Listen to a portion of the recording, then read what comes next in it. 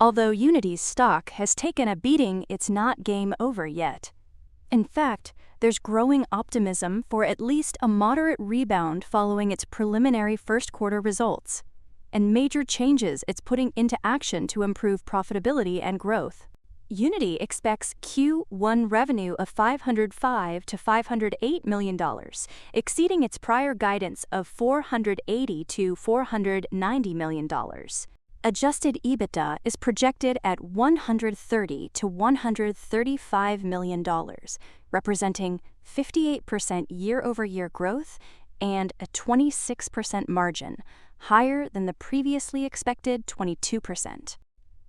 This projected outperformance was mainly driven by Unity Vector, with approximately 15% sequential growth, stronger than expected performance in the Create segment, and revenue contributions of about $352 million from Grow and $155 million from Create.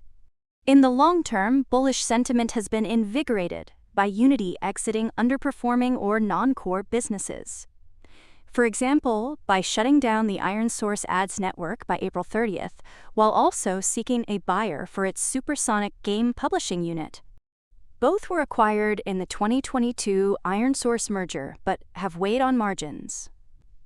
Management believes removing these slower growth segments will accelerate revenue growth and improve profitability. Other long-term changes underway revolve around efforts to streamline its game engine by doing things like moving toward a unified render pipeline. At the same time, Unity is expanding its runtime data strategy, which integrates advertising and development data to optimize game performance in real time. On top of that, it's exploring AI-driven and consumption-based pricing models, as well as potentially divesting other assets, including its China business.